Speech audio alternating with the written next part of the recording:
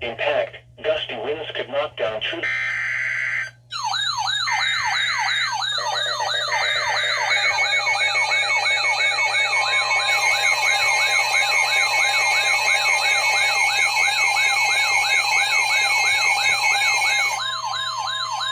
The National Weather Service in Wilmington has issued a severe thunderstorm warning for eastern Warren County, Clinton County, until 7:45 p.m.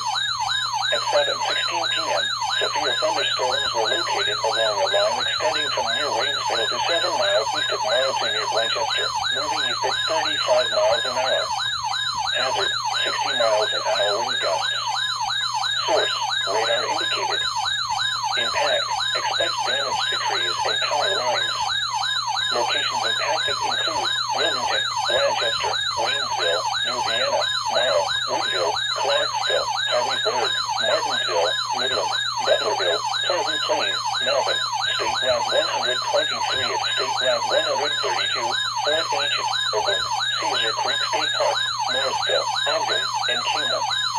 This includes I-71 in Ohio between mile markers 34 and 48.